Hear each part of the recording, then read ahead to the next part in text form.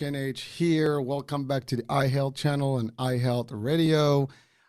We're back with the Gherasim Hour and the man and the one and the only, Gabriel Gherasim. How are you?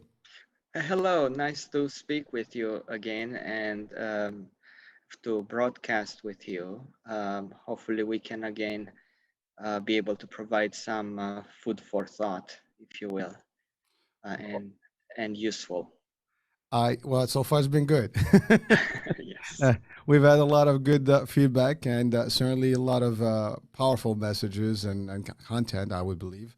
And hopefully people have taken advantage of some of it, if not all of it. And I'm sure other will probably follow suit eventually. So today's topic is people and us, right? People absolutely, and us. Weird, right? Sounds like, what kind of topic is that? People and us. So let's break that down. Sounds deep. absolutely. So we established that a human being is formed by two kinds of creation. One is the human in us is materially based, right? Cells, bones, and so forth, and it's perishable. And the other kind of quote unquote ingredient in a human being is the being in us, namely the electromagnetic field, which allows us to be a alive and be conscious. As such, individuals who are conscious need a purpose in life, need meaning. An individual without meaning is really devoid of knowledge. And the whole idea of consciousness, the word conscience means with science or with the science of. So if I am in the knowledge or within the science of being able to distinguish essentially between good and evil, then I certainly need to choose a camp, don't I, Hurricane? Well, you do. We all have to do that, right? Eventually, we got to pick a side, and maybe or no sides for that matter. But so Gabriel, I want to go back to the title of today's topic, and yeah, we certainly can go. I mean, people and us. I mean, certainly you said we're social animals, as people may refer to humans, and we do live in society. I mean, you can't. We know of real cases when people are in a long term by themselves. They can have some real mental issues if they don't have anybody to really interact with. I mean, we've seen that in movies, we've seen that in reality, and we've seen that in real life, of course. And there are studies about that. So people can be interesting, to say the least, right? We all are interesting characters, and Yes. I don't think anyone would disagree with us, right? you know, good, bad. Otherwise, it doesn't matter. Everybody's interested in their own way. Um, but you're right. There is the people, and we are part of the people, right? And but how we interact. So I have this philosophy personally that I think that we're in this world, and I always refer to it as this big theater, and we have different characters that will come on that stage and have their own function or their own, I guess, cues. They have a role to play, and they interact with each other within that theater, and then the play is over. Thus, the end of life. So, what do you say to that? Absolutely. So let's start with display of our lives. Uh, we are born, and who are the first adults that we are exposed to hurricane? Well, I'm A assuming parents. parents. So this is a very important thing to establish, namely the meaning, the importance, the vitality of a mother and a father. Because for a baby and then later on the child, the mother represents literally and figuratively the nourisher.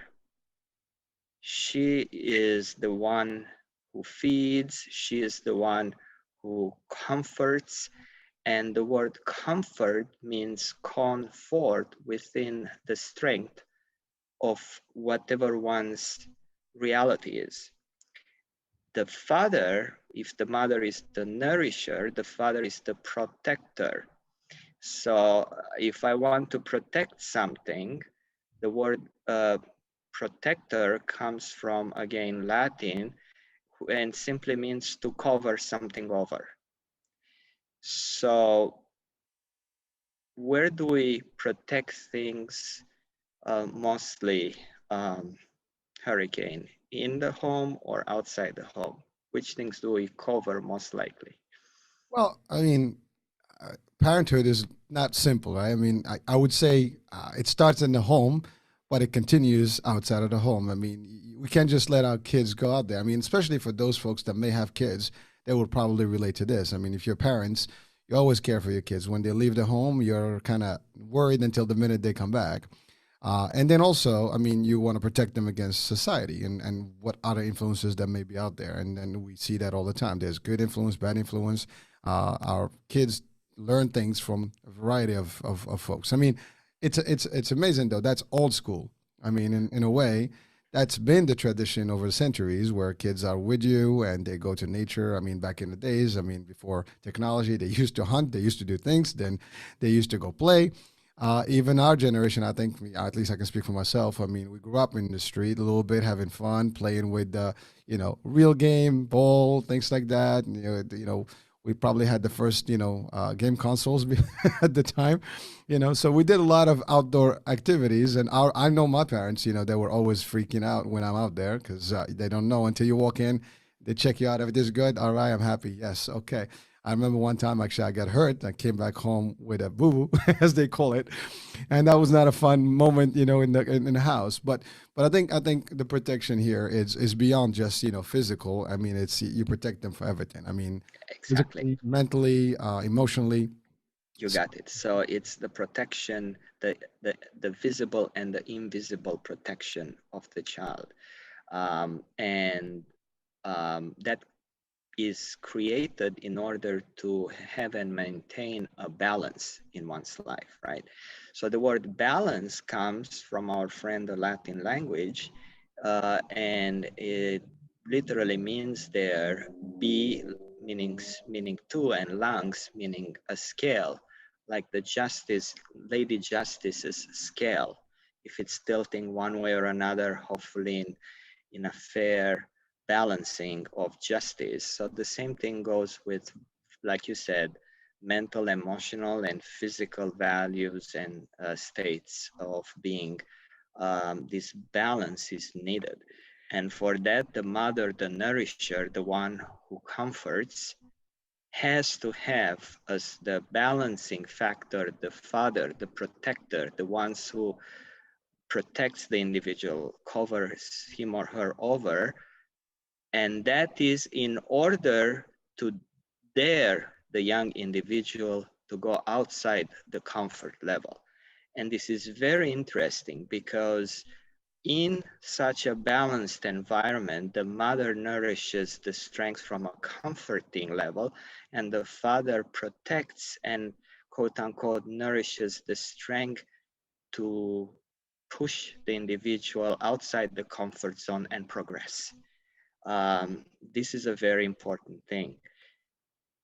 This is manifested a lot in our hormonal level and the derivating physiological and later on action-based activities of the individual. Have you heard about oxytocin? Oxytocin. The oxytocin is called also the love hormone. Hmm. Why is that the case? Because this hormone, which was discovered in the 1950s, is coined from the Greek term oxys, meaning sharp or swift, and tokos, meaning childbirth. So essentially, this hormone refers to the childbirth in a sharp way of the individual. This is so powerful, Hurricane, because this hormone is in charge to facilitate the birth and to stimulate the milk release in the mother. It's phenomenally important. For others, this hormone, which is created or triggered by love, um, is a trust inducing, has a trust inducing property. This oxytocin may help those with social anxiety and depressions, anxiety, fear, social dysfunctions, generalized anxiety disorder, post traumatic stress disorder. The list goes on and on. And so it can be actually administered medically to alleviate the very same illnesses that I had mentioned before. And that usually happens in families that were dysfunctional or single or kids in the orphanages. And because they did not have the mother's love, Mhm. their little bodies and neurons did not process enough oxytocin. And as such, they need the artificial or the synthetic version of it. Isn't that interesting? I it's news to me. I mean, I know the relationship with the motherhood and all that, but I mean, to break it down into hormonal, levels and how the impact is, I mean, that is pretty not only interesting, that's pretty deep stuff, and it's the next level, and I mean, but you can see that. I mean, there is. I mean, definitely there's that closeness. I mean, um, in the old tradition, I mean, milking or like having like breastfeeding children, right? That is kind of like that was, and even today there's so many mothers that pick and choose that is a connection. And again, it may not be as related, but I think there is a very good relationship with that in terms of, especially when you do it over 2 years or a period of time, which is usually 2 years. I think that connection is, there is nothing like it. I mean, it sounds like, I mean, unfortunately, like, today, I mean, there's a lot of formula babies, so there's maybe a disconnect in that level. And again, I mean, we're talking about just pure physical, transmission of such, hormones and such things, body to body. But I think there is I'm assuming that there is a real connection between the two. Um, Yeah. Or in fact, love is triggering oxytocin. Love is triggering the creation of this. You mentioned the kids very correctly. I must give you credit. I can see that you are a parent. You mentioned the children until age 2.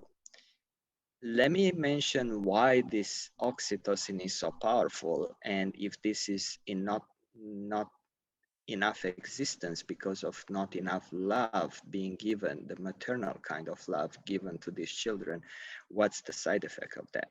So children until age 2 have 2 times more the amount of neurons that adults, including therefore and the receptors of the synapses of the brain, than adults have. So you can imagine the potential benefits of love within this first 2 years of one's life. If not enough love is given, then there is a high infusion of cortisol and adrenaline, which then create a situation for the rest of the life of the individual, and it affects the correlation of this individual to himself or herself and the rest of the people. The first toxic hormone that comes because of lack of love, which, by the way, if one doesn't have love, one will have fear. Fear will generate anger and or sadness and or depression. So at that point, up to age 2 and or later, if not enough oxytocin creating love is there, then these two hormones called depression hormones are going to take place and be produced in inordinate amounts of time, of quantity rather. The first one is the cortisol. Now you also do martial arts, so when I'm talking about these hormones, you can correlate them to the exercises that are triggering certain hormonal levels in the individual one way or another. So the cortisol, one of the two depression hormones, in excess blocks the rebuilding of the nerves. So imagine a baby up to age 2 and or later not only does not have enough oxytocin, but in fact it has a high influx of cortisol. And up to age 2, when he or she has twice the amount of the uh, neurons, instead of being having these neurons imbibed with oxytocin, has cortisol, number one. The cortisol blocks the rebuilding of the nerves, which obviously reduces the nerves in the little baby. The second, the second depression hormone is adrenaline. Now, in excess, in again, adrenaline, just like cortisol, is triggered, is created by fear, anger, depression, anxiety, and the adrenaline. What it does, it constricts the circulation, sometimes without spasticity in the body, which in terms reduces the oxygen levels and affects the heart, the muscles, and the blood. So now you tell me what kind of future, brilliant future, is a little baby prepared to have internally if psychologically there is not enough love, which reduces the love hormone, oxytocin, and increases the stress hormones of cortisol and adrenaline. It is a setup for a very hard uphill battle for the baby. Now, what happened to the baby when it becomes a little child before age 7? So children up to age 6 are modeling the outside role models. About 98% of children are modeling the outside roles from a subconscious perspective. They don't understand very well the why behind the what. They just know and see the what, and for better or worse, they are going to model that. Now, if we model something long enough, it creates a reflex, Yeah. right? What do you think? Oh, I agree. I mean, like again, we say muscle memory, right? You see it, you do it, and it just becomes just a routine, and you do it, and you don't even think about it because that's what you know. You don't know anything better. Exactly. And you're right. I mean, if these folks or the children, and we've seen that. I mean, we talked about there's the topic of hate and racism and things like that. For example, especially in these days, what's going on with the Asian community. Uh, you know, you would think that some people have learned some of these things when they're younger, and yet a child, without having any influence, will not see the difference in humans. The all children are children. They don't see color. They don't see background, ethnicity, all that. But if they are exposed enough, I think to one element of those things in the long term, or hear things, that's how they grow up to be.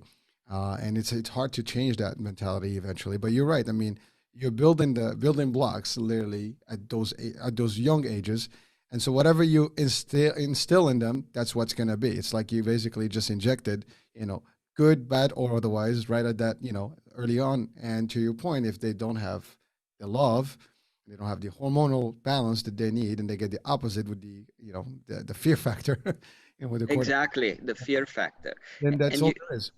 yeah, and you're right. Again, the beginning is not in the hormones. The beginnings are at the electromagnetic sentiments or feelings being given to these children. Are they loved? Are they neglected? Are they hurt? Mhm. So, unless they are loved, the other two are going to lead the individual into the constrictive aspect of his endocrinological really imbalance. And so, what should be, like you said, building blocks actually turn into just Destructive, blocks, or obstacles, destructive ones. destructive ones.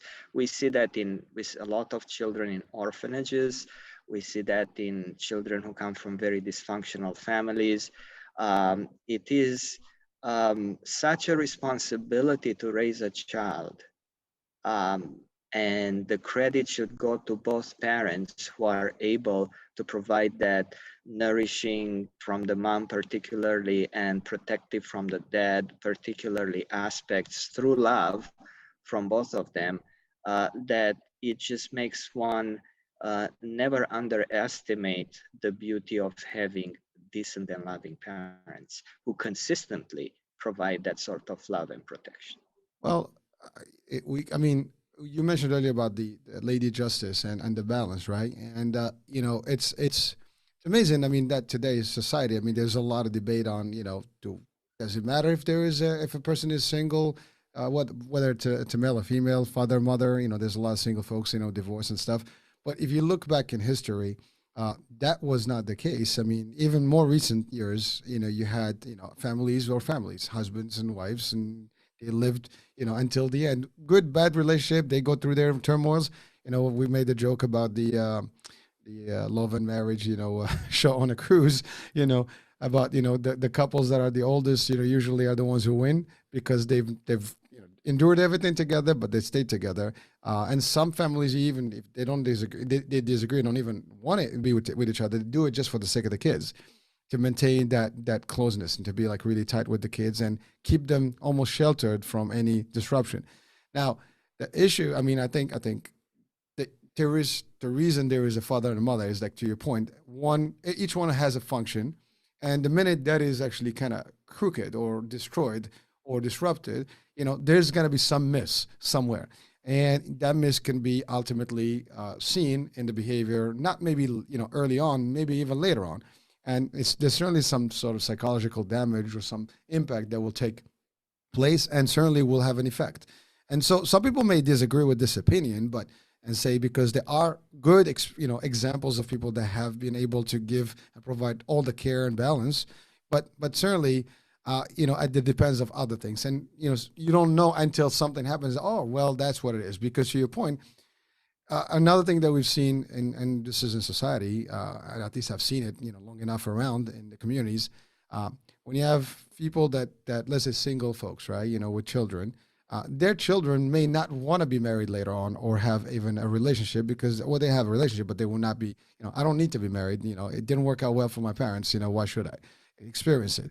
And then becomes now almost redundant in the society, and now the ripple effect, may not be seen immediately, but then we wonder sometimes. Today we have violence, we have crazy stuff going on all the time, lack of respect, and so on and so forth. Values that are actually diminished.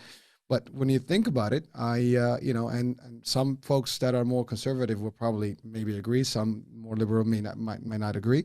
But these are just the facts I'm stating. I'm not giving an opinion here. But the fact of the matter is, you know, the two sides, can debate about it, but at the end of the day, the core of it is that you have a father, you have a mother, you have a balance, and so it's supposed to be working equally.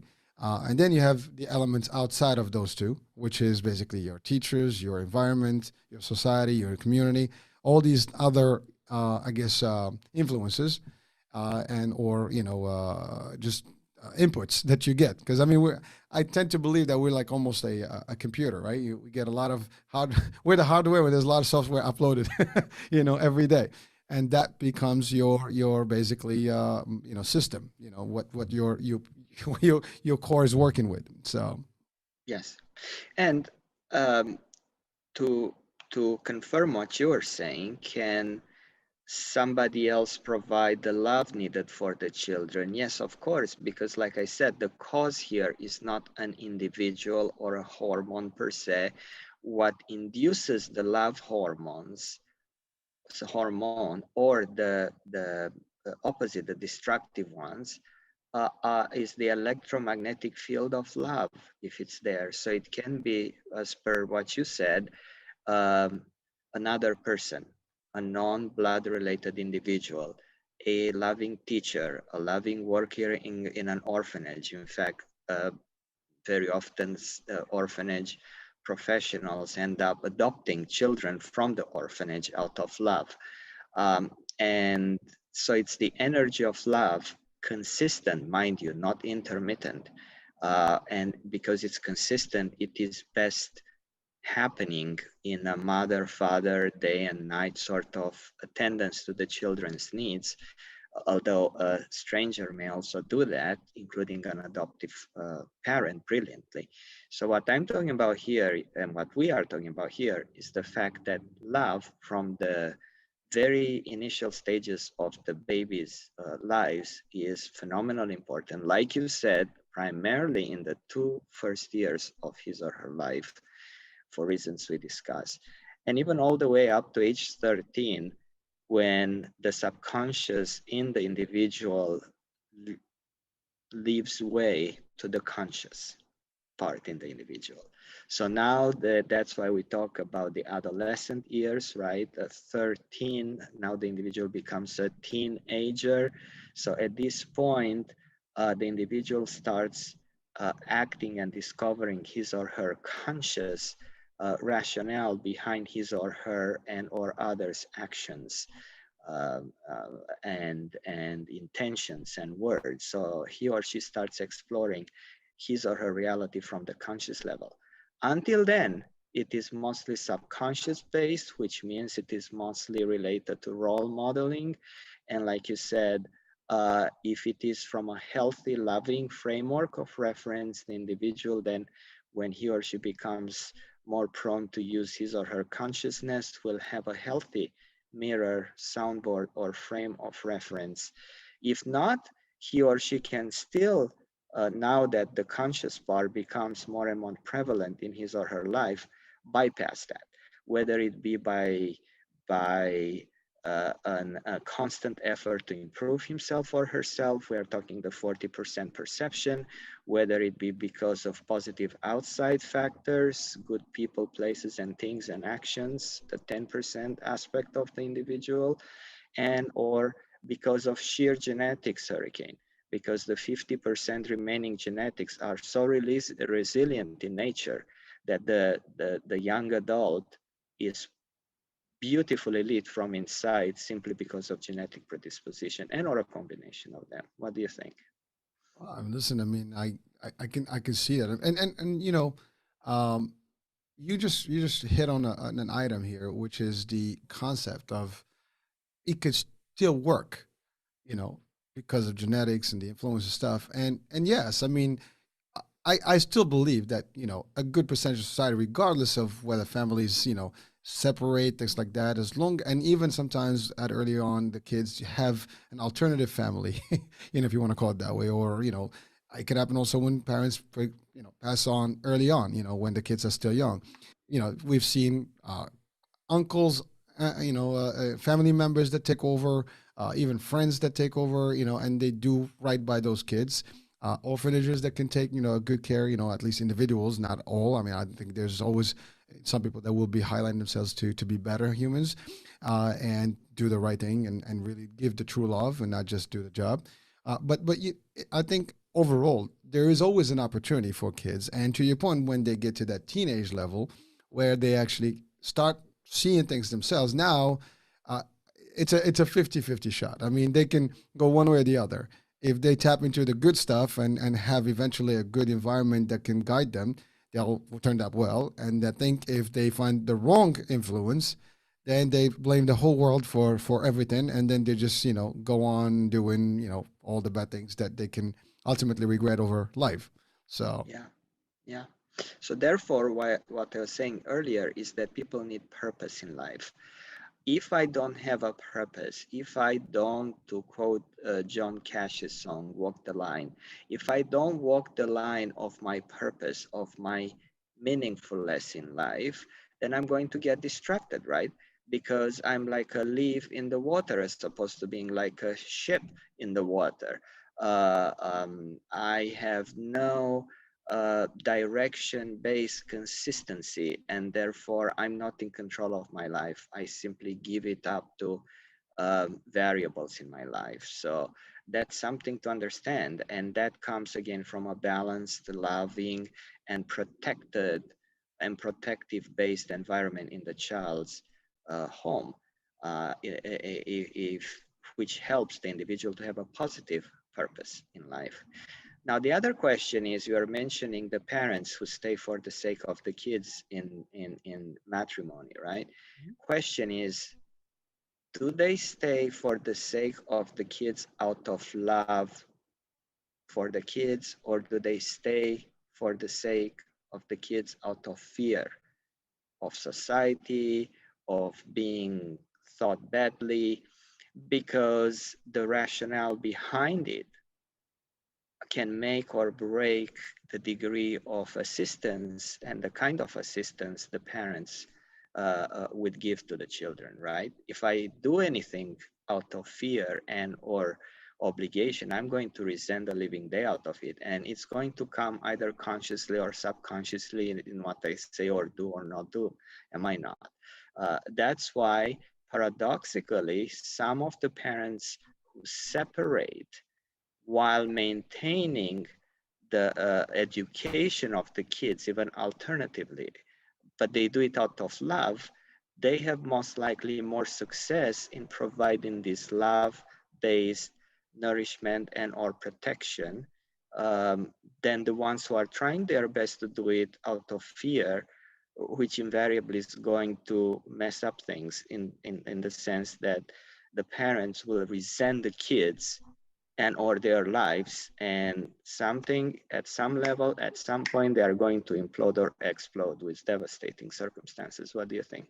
Well, actually, I think it's a great point, I mean, you really are covering an angle that when I made my statement earlier, I didn't really take it from that the corner of like understanding the dynamics, or at least the variations that may happen just because you stay within a relationship. If you do it for the wrong reasons, to your point, there will be reaction, and that reaction can be adversely affecting the children because you're always gonna like, and you can bring it up to the kids. We've seen, I mean, this is not very common. Well, people, well, I just stayed for the sake of you. You the reason why I'm not happy. Blah blah blah. And now the kids are listening to this conversation, like they blame themselves why their parents were not happy, and so now it's like to your point, they just the thing that they wanted to stay away from, they just actually manifested it faster, you know. And therefore the result is the same. The children still are getting impacted with this particular behavior, and therefore it's still in their conscious and then ultimately or subconscious and ultimately reflected in their life. And so and again, I mean, listen, we have the real cases, case studies out there. There's a lot of documentaries about this thing as well. We see it also in the fiction world. I mean, the movies and stuff, but depicting real true events and what really triggered these events. And a lot of it is again dysfunctional relationships, parents not getting along, so on and so forth, doing it for the wrong, like you said. It all starts with love and the chemistry and keeping it tight. And I think me personally, as a parent, as a father, one of the things that you always want is you want the best for your kids. You mentioned purpose, is that you want to at least guide them until they're ready on their own and they can take it from there. And you try to protect them from any other elements, and you always like try to be on top. Now you try, you do your best. I mean, we're not perfect. Sometimes we all have our deficiencies, I would call them, you know. But as long as the kids get to a point where they understand why you're doing it, like for me, I would say my parents, were there for me, regardless of their relationship, whatever the case may be. They were there. They try to do their best to provide me with education, with the right, environment, so on and so forth, to get me to a certain point of not freedom, but where I can actually sail on my own, like a safety zone, and then after Yes. that, it's on you. The decision you make are always going to be yours. And Yes. so you can sink or swim, but then at that point, their duty is done, and their function in society has been, implemented. Yeah, exactly.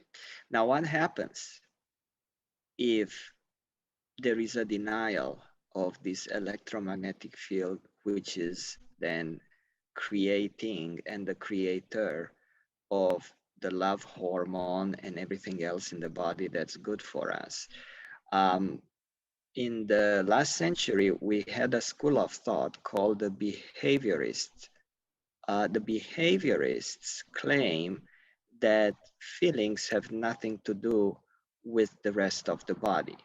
And to prove the point, in the United States, some individuals decided to isolate children from being loved, held, comforted, uh, and guess what happened to those babies? They, They died, and or they were in such a um, decaying state of emotional and mental and physical uh, um, um, Health. imbalance that they really uh, couldn't really survive without being, for the rest of their lives, heavily traumatized. So this individual in America actually isolated children from being touched, loved the moment they were born, and they died for the most part. In Europe, certain schools decided, let's do the same thing, whether it be with our enemies, such as the Nazi camps, or whether it is in the schools, such as in the Nazi military schools. And guess what that led to? Genocide. In Asia, and I'm including the Russians in Asia because, well, look at the map. And in Russia, we had the Pavlovian effect, which started on the dogs in terms of conditional reflexes, and then it was moved into people. And then we had what? Genocides. We had re-education in the most negative sense of the word. We had essentially murder. So where there is not love, there is fear. Fear begets hatred. Hatred begets criminal actions. So the behaviorists had this very simplistic formula, Hurricane. They said we can provide a diagram of the human behavior in an ABC model. The A means antecedent, right? Something that happens before the behavior. The B obviously stands for behavior, and the C stands for consequence. So we can assure you that if we want a certain consequence in the individual, by providing the proper antecedent, such as beating somebody into submission, the behavior will come, and thus the consequence would be that they are not going to challenge us. Um, that school of thought really fell apart when, uh, from Jung and on, various and at the scientific level, the quantum physicians, they found out that the model is not quite as simple. Yes, there is an antecedent. However, between the antecedent and the behavior, there is one's interpretation or perception of that event. Hmm. So let's say somebody who's kept in prison by the communists or Nazis or whomever you want, uh, the idea is you keep them in prison, you break them. However, if the individual is highly spiritualized by that experience, he's going to come up even a more stern opposer to the system than he or she got in. So now the behavior is not exactly the one that was hoped for by the behaviorist approach to it. Um, and so therefore, again, coming back to the initial uh, point that I was making is that human beings have to have a meaning. They are raised and they create this meaning. If their meaning is based on morality, their perception of the world is going to be done out of kindness, love, respect, resilience. And before the world and their actions and their perceptions stands the hormonal change, right? Hmm. That comes from the feelings and or the upbringings that they had. And then of course before that were the experiences that we spoke about. So everything is interconnected. That's why the expression says, show me a way to life and I'll build you a shrine. That's how important this showing is, isn't it? Well, I mean, again, talk building blocks. I mean, it's really the source, right? I mean, an analogy would be talking about building blocks. You build a castle, of wood, and a foundation of paper or plastic. Eventually, the weight will crumble down, and you build it correctly. The building is going to have a sound structure, and it's going to stand, the times, and that's really, I mean, I think that's the analogy that makes sense there. But really, it's all about your upbringing, as we call it. Yes. Your first impact, and your first environment is going to dictate how. I mean, it's funny because I again, I you and I we talked about this. I watch a lot of war movies and strategy movies, as well as like sport movies and things like that, and disasters. And you talk about like decision making because I use those in terms of training and things like that. But when you look at it, you've seen in even in martial arts actually. It's funny because um, there are a lot of martial arts stories about like in the ninjutsu world or the ninja clans that they actually used to pick up orphan kids and then they subject them and train them and control them to become assassins from the get-go. And so all they know is fighting, and everybody's conspiracy. Everybody is an enemy, and all you do, you are bringing literally super soldiers to just go and do damage. We've seen it even in fiction movies again, which depicts the same story.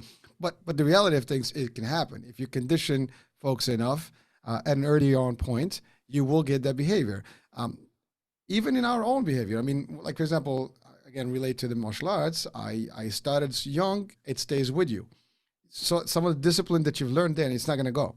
Doesn't matter if I stop working out or training today, it's not going away. Those principles are with me, and they will apply until I go. And it goes for a lot of things. If you were conditioned to math or to computers, I mean, our kids today, they know more than the adults when it comes to technology because they are into it so early on. Maybe not now, but if you think about 10 years, 15 years ago, when technology was just kind of like, thriving and a lot of the stuff moving fast, the children were able to actually adapt because they were into it younger. My kids started having their pads and iPads, whatever, at the age of 5. I haven't seen an iPad until I was like 30. Before it was books and that's it, comic books, and and that was fun, right? So again, the level of conditioning that they have varies over time and based on what you have in terms of your entourage and what you've been conditioned to. So that's what's going to make the future. To your point, that's what's going to deliver the shrine. And we Exactly. have a saying, similar saying about show me who your friends are, I'll tell you who you will be. Yes, yes, exactly. So, exactly. Um, it's very important to understand the damage that theories based on conflict, which is conflict means one, what I'm separated from you. And why should I be separated from you? Either because I'm indifferent or I hate you or I'm afraid of you. Indifference, hatred, or fear. That's what separates individuals from each other. So there were many theories of conflict, and it led to horrendous results in society. Let's start with biology, right? We have the theory of Darwin, right? The survival of the fittest, evolutionism. Well, again, here the aspect of love, of care, of charity was never brought in. And while Darwin may have been right in terms of the reptilian animal kingdom, where indeed there is no empathy, he conveniently failed to explain why, if you have a herd of elephants, the males, the strongest ones, would be surrounding from the outside the weaker ones. Really, if it had been a situation of the survival of the fittest, the babies would have been gone because the male elephants would have stayed in the center, right? And let the weaker ones outside instead of exposing themselves to the risk to protect them, right? So in the mammalian kingdom, we see a lot this aspect of just like with the human beings, where the father, the males are in the protective mode, which means sacrifice to the one's life if need be for protecting the weaker ones, whereas the females are in the nutritional and nourishing and loving aspect of it, if you will. In psychology, and by the way, Darwin's survival of the fittest, the evolution is just a theory, just to be clear. Well, I wanted to interject in that just because I've studied a lot of on the Darwinism a little, well, not a lot, but enough to understand it. When I did some religious studies, and one of the things about, I mean, he had actually, I think, in a statement he did say that, my theory could be proven wrong, and actually there are a lot of holes in it eventually that were depicted later on, where even to your point, even in the jungle, yes, there might not be empathy, but animals, you can find a lion with a gazelle. As long as they're not hungry, and they can still coexist. They only hunt to eat, so it's this that's the nature piece. But they're not going there to just attack people. See, humans do that. We can attack each other for no reason. Animals don't do that. Exactly. If it's not territory and if it's not for survival, like food and stuff, they would not do it. Or to protect the little guys. But Exactly. it is crazy because again, to your point, it was a theory that was built on certain and multiple elements that at the time were supposed to be facts, or at least they were easy to accept. With more science, more and by the way, it was never accepted in the religious world, which was still the predominant environment between all the main monotheistic religions. That's always been Darwinism didn't stand a chance, because everybody's still believing in the creation and so on and so forth. But certainly those elements were had enough acceptance in some I guess communities. But even with that, it immediately got almost destroyed, with science and all the good, scientific facts that came on in the next century, So Yeah. So imagine what happened. The biology of Darwin's survival of the fittest was taken into Aryan races.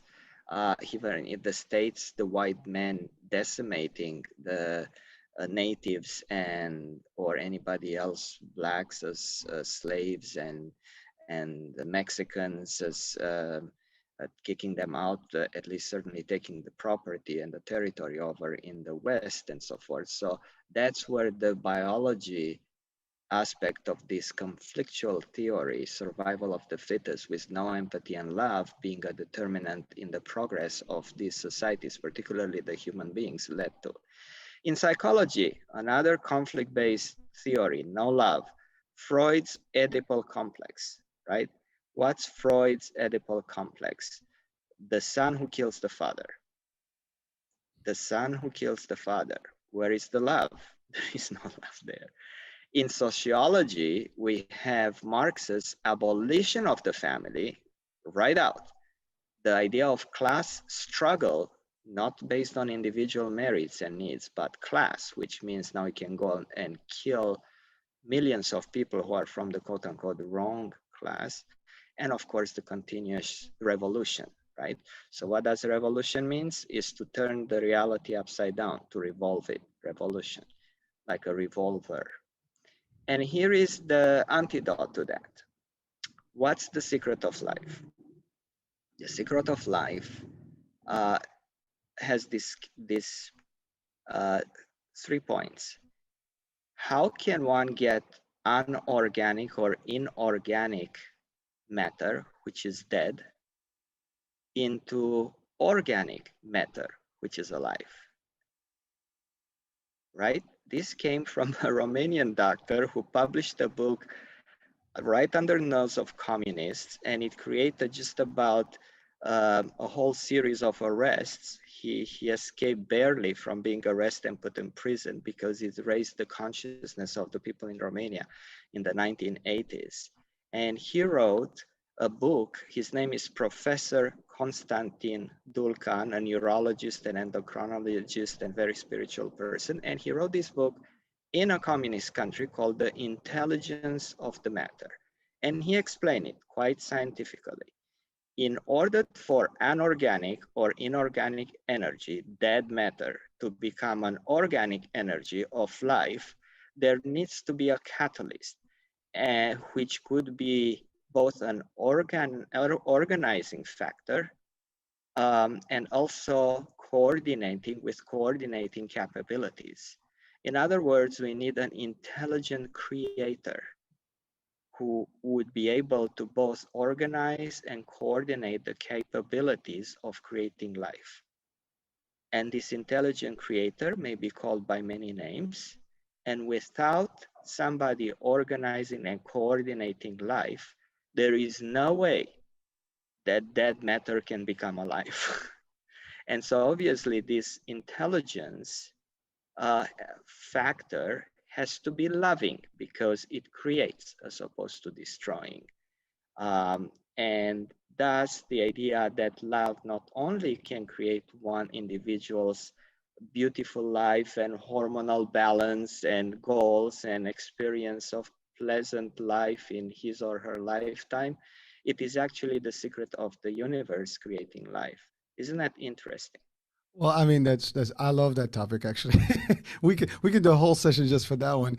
And I mean, really, now you're touching into like the creation and the universe, and even we can go to Big Bang theory and the intelligent design concept, and which this ties right into it.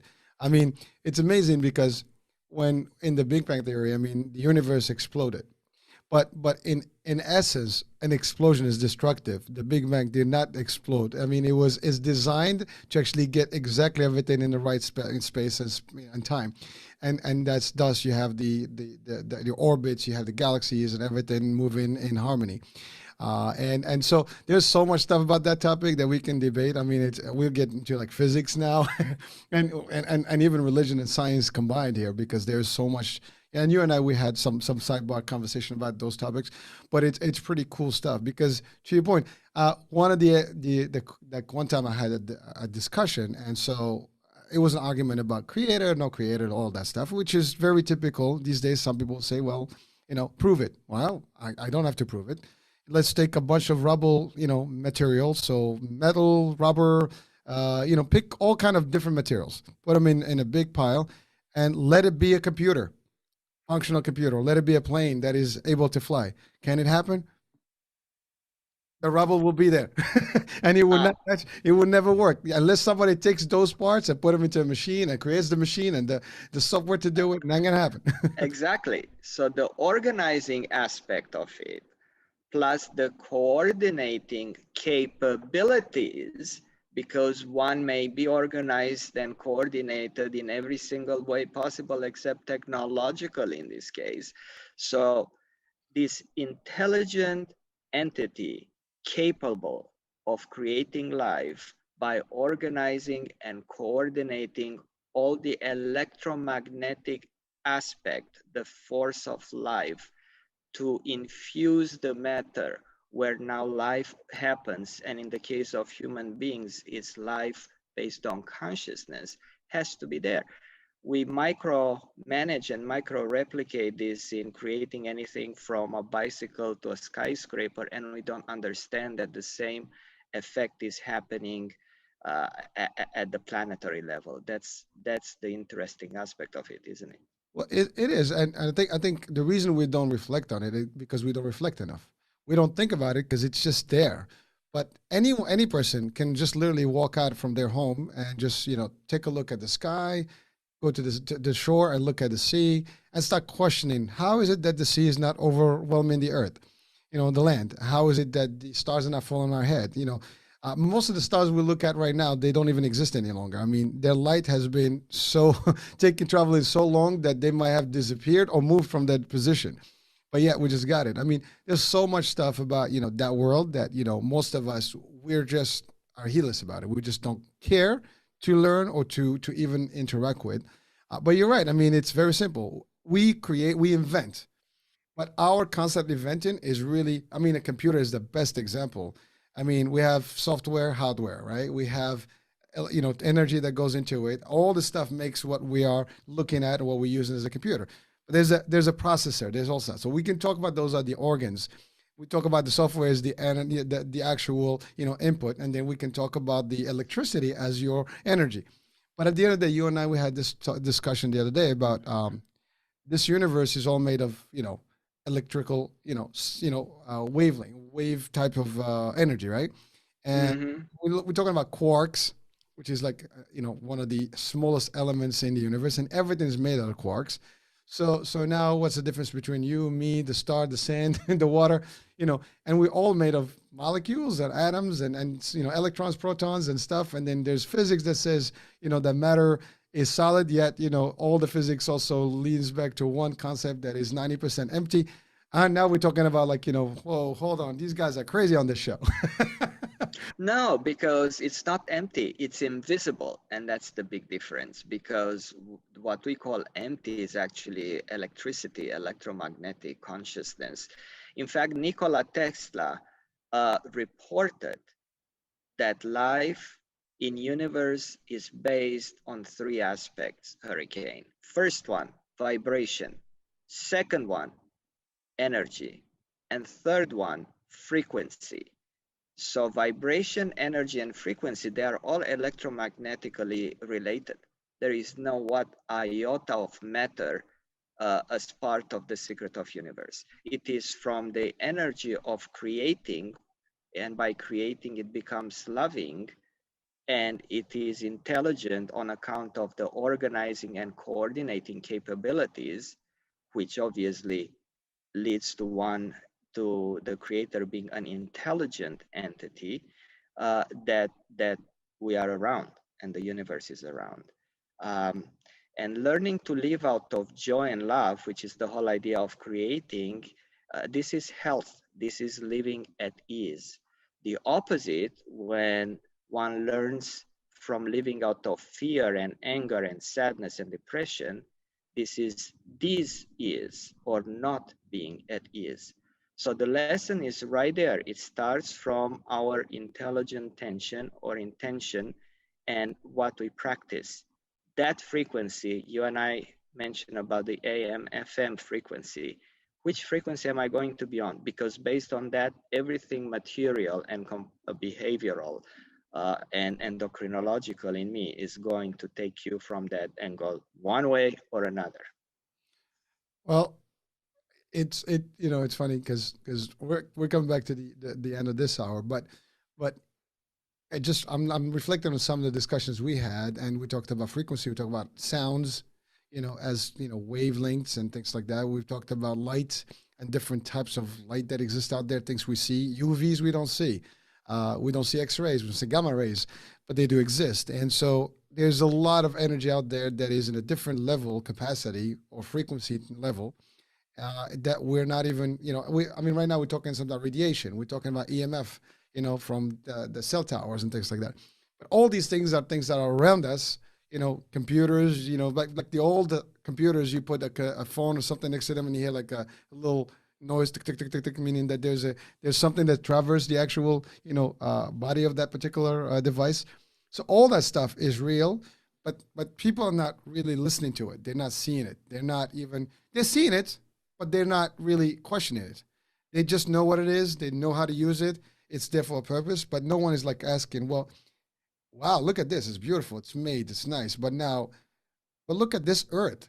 How is it standing in the same spot, and moving around? I mean, most people don't like. There's a simple fact, right? So the solar system in itself is traveling as the light speed at a fast speed towards the star Vega, another another star, another galaxy, right? But we all actually are in constant speed right now. I mean, we actually, speed going in the speed of light right now in a vessel called Earth around another, system and flying. But because it's so massive, we don't see it rotating and it's moving constantly. We don't feel it, but it's moving. It's Yeah, actually a moving vehicle, yeah, whether on its own or around the sun, or actually as a whole, solar system. So yeah, there's so much we can talk about that. But here's the funny thing: we went from people and us to the secrets of the universe in less than an hour, and we probably like some people are like, "What kind of show is this?" Because I mean, this is supposed to be the iHealth channel, iHealth Radio, and yes, because this is a show about mental psychology and things like that. But it all ties into all these factors. And while I'm not an expert, Gabrielle is, you know, I do interact with him in these things, and these are some subjects that I've, was always keen on, and I've always looked into. But really very intriguing and interesting stuff. Sometimes we have to ask the questions. As humans, we need to think, and we're supposed to think. And unfortunately, we don't all think in the right way. I mean, we think about things, but not necessarily about reflecting in the world.